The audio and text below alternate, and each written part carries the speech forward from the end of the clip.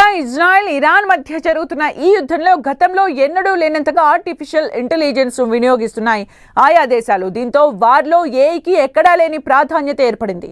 Iran తన పాత పద్ధతులను పూర్తిగా పక్కన పెట్టేసింది. వార్లో ఏఐకి ఇంపార్టెన్స్ ఇస్తోంది. ఏఐ ఆధారిత సైబర్ దాడులతోనే అమెరికా సైనిక స్థావరాలు, అందులోని కీలక మౌలిక సదుపాయాలు, విద్యుత్, నీటి సరఫరా వ్యవస్థలు లక్ష్యంగా ఇరాన్ అనుకూల హ్యాకర్లు ఏఐ టూల్స్ వాడుతూ దాడులకు ప్రయత్నిస్తున్నాయి. అమెరికా ఇరాన్ యుద్ధంలో ఏఐ వినియోగం యుద్ధ గమనాన్నే మార్చిన ప్రధాన ఆయుధం. అమెరికా, ఇజ్రాయెల్, ఇరాన్ యుద్ధంలో ఆర్టిఫిషియల్ ఇంటెలిజెన్స్ ను విపరీతంగా వాడుతున్నాయి ఆయా దేశాలు. ఇది యుద్ధ గమనాన్నే మార్చే ప్రధాన ఆయుధంగా మారింది. గతంలో డ్రోన్లను మనుషులు రిమోట్ ద్వారా నియంత్రించేవారు.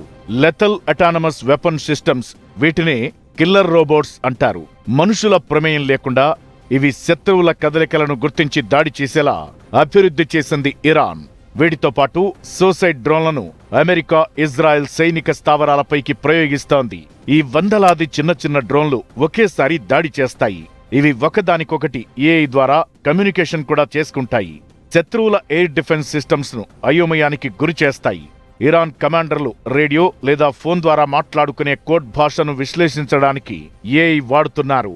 విద్యుత్ గ్రిడ్లు, బ్యాంకింగ్ వ్యవస్థలు, కమ్యూనికేషన్ నెట్వర్క్లను స్తంభింపజేయడానికి ఏఐ ఆధారిత వైరస్లను పంపిస్తున్నారు. ఇవి మనుషుల కంటే వేగంగా సెక్యూరిటీ కోడ్లను ఛేదిస్తాయి.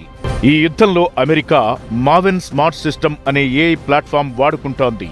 సాధారణంగా యుద్ధ ప్రణాళికలు సిద్ధం చేయాలంటే కొన్ని వారాల సమయం అవసరం. కానీ ఏఐ ఆ పనిని కేవలం ఒక్క రోజులోనే చేసేస్తోంది. పైగా 1000కి పైగా లక్ష్యాలను గుర్తించడం, దాడులు చేయడం, ఇలా మెషిన్ స్పీడ్ టార్గెటింగ్ విధానం అవలంబిస్తోంది అమెరికా. యుద్ధం ఎప్పుడు ఎక్కడ జరుగుతుందో అంచనా వేయడానికి అమెరికా సెంటియంట్ వంటి సాఫ్ట్వేర్లను వాడుతోంది.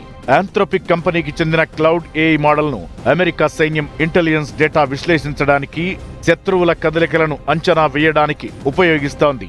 ఈ ట్రాకింగ్ విధానంతోనే ఇరాన్లో అత్యున్నత నాయకుడు అయతొల్లా అలీ ఖమేనీ నివాసంపై దాడులు జరిగాయి.